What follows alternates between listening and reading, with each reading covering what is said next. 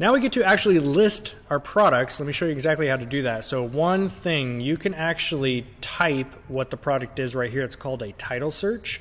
Or I didn't know any better in the beginning, so I spent the first month using Inventory Lab without a handheld scanner. So typically what I was doing was using the UPC code right here and just manually typing out that code. Way too slow, not efficient at all. Go ahead, do yourself a favor, spend 20 or 25 bucks, get yourself a handheld barcode scanner, because now I can just scan this, pops right in.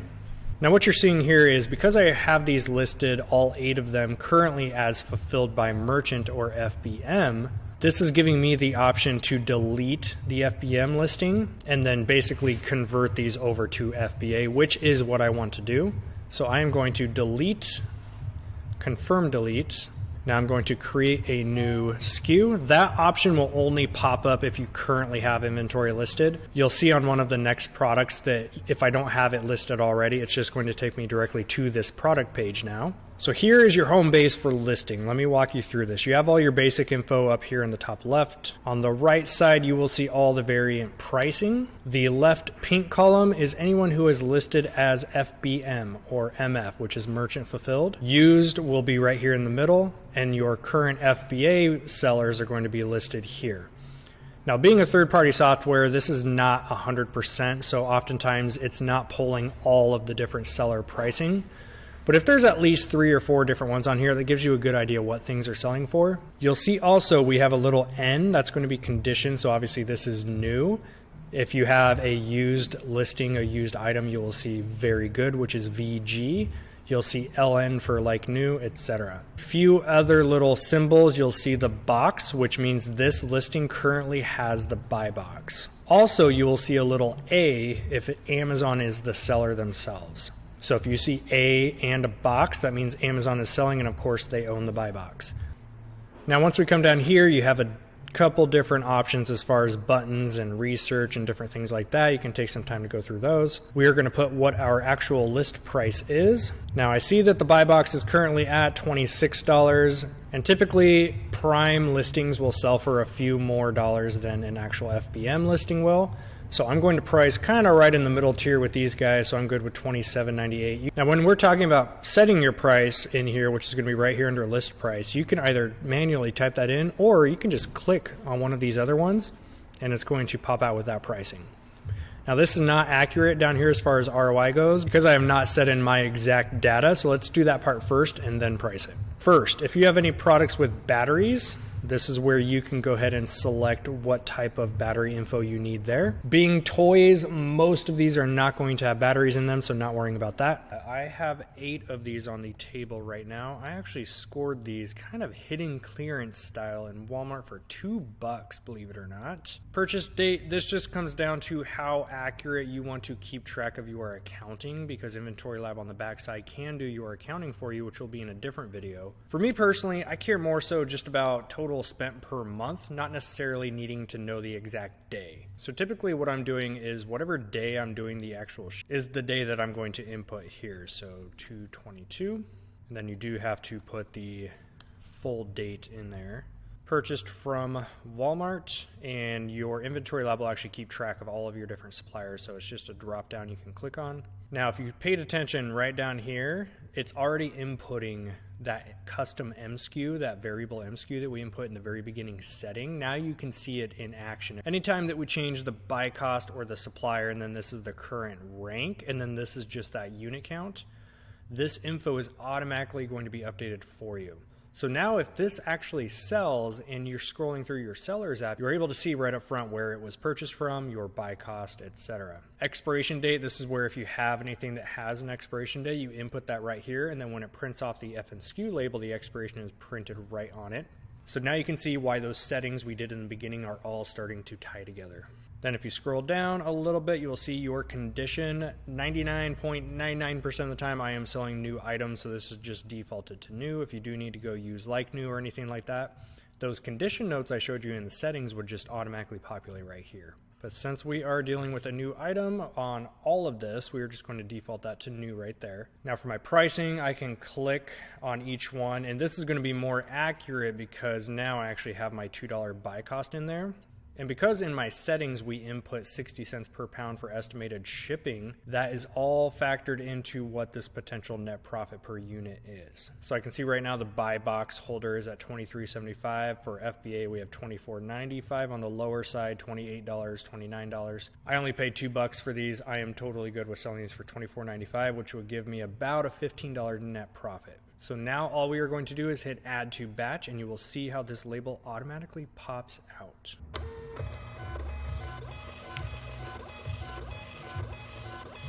And just like that, I am able to grab my labels. If you had the expiration date input on here for something, it would print off right on the bottom there. All I'm going to do is take these labels, place them right on top of which product I'm going to come back later to in prep. Now you can see why it's beneficial to do a shipment with two of you. So one person's driving the computer, printing off labels. The other person is simply following up behind and prepping as you go. So by the time you are done on the computer, ideally they're going to be done with prep.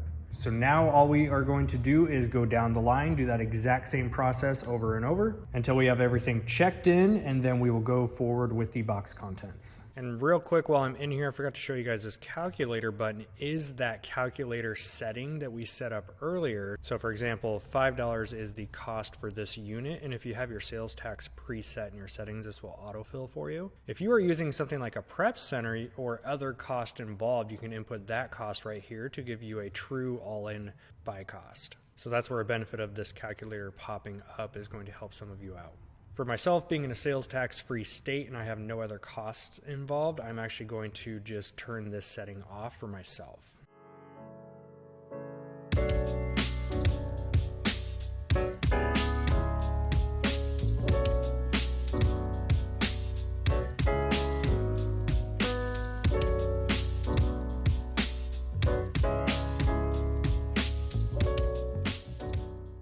All right, so you can see the Inventory Lab does typically notify you when something is restricted due to the brand, so I'm gonna have to liquidate this one on eBay. Now I will say this, Inventory Lab is not perfect. Sometimes it will allow you to list the product, and then when you do the box contents, it then tells you the item is restricted. So just a quick note on restricted items, you will get errors that pop up for those. Here's another tip as well. So this guy I just checked in, which is the Xenoblade Chronicles for Switch. I did score these on clearance for $10 each. Now looking at my pricing, we have very good, like new. We don't see any actual new. Like I mentioned earlier, Inventory Lab doesn't pull over every single price point, so I want to see what the actual new FBA listings are selling for.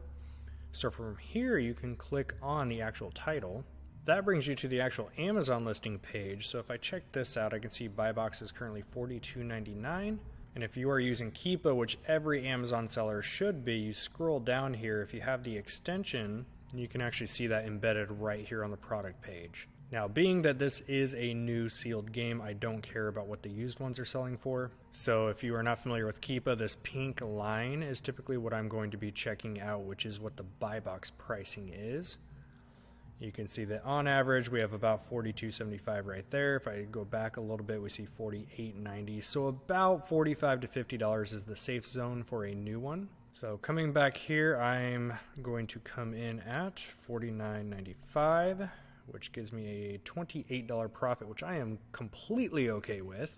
And that gives me more than enough wiggle room if I need to drop my price down, be a little bit more competitive, and still make a crazy good ROI. So here's a scenario where I did find another unit of the same thing we already checked in, which is this Fortnite Turbo Builder. So if I find extra units, I'm going to click on those three bars, edit. I'm going to put in 3. Now this ties back to that setting we did in the beginning, which is print out a label when I edit quantity. So now that I went from 2 to 3, I'm going to hit save, and this is going to print out another label for me automatically because it detected that.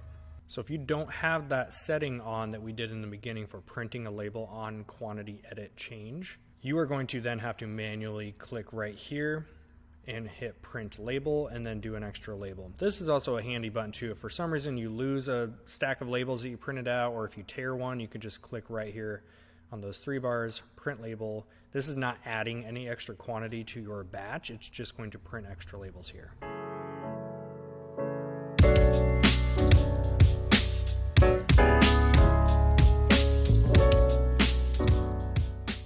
Now on this one, you can see when I scanned it in, it popped up with this existing M SKU. I currently have 2 of these in stock already, so I'm just going to hit replenish. It's going to auto-populate that price as long as I did pay the same. I'm just going to hop on this M SKU here. All this data is just going to be autofilled based on the other ones that I have in stock. Another side tip too, if you don't feel like typing this out, you can actually click on today and we'll auto-populate what that is. Technically it is the 23rd. This is a couple day process to make this video. And on this specific product, I have sold many of these before in the $30 range. Recently these did hit clearance, so naturally all the prices are coming down. You can see right up here. Even at the highest price right here that I can see at 22, I'm making a $1.99 profit. 15% ROI, a little bit on the low side, so I am actually okay with playing the waiting game here.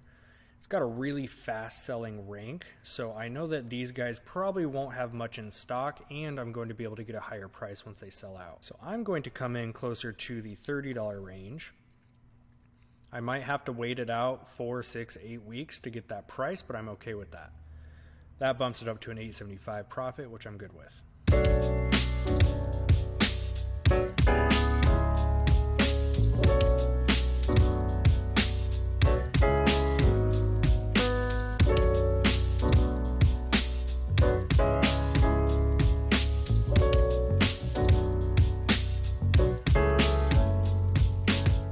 All right, so now we have everything checked in. I did end up finding a box of Funko Pops laying around. I did happen to stumble upon more of those Xenoblades. So I actually have 16 copies of that Xenoblade game, which is probably going to be one of the best products that we have inside of here. So with Inventory Lab on the bottom, this is another portion of this program that I love. It shows you how many total items, how many total SKUs. It shows you the average sales rank, total sales value, and this is all based on the sell price that you set for all of your items. All in buy cost is about $1,000. If everything sells at the exact price that I set it to here, we will see about a $1,600 net profit. That's after the buy cost, after the FBA fees, after the shipping cost. Everything said and done, our original buy cost back, we should be left with $1,600 net profit. But most of the time, because a lot of this is clearance, the prices will come down. I also use a repricer, so even though I did set my prices manually here, everything's going to be pulled over to my Aura account. From there, I'm going to put these on certain plans. Some of them might get knocked down to 20% ROI or 30% ROI. Some of them will sell for full asking price. But at the end of the day, if I spent $1,000, I'm good with making $700 or $800 profit. So even if this is half,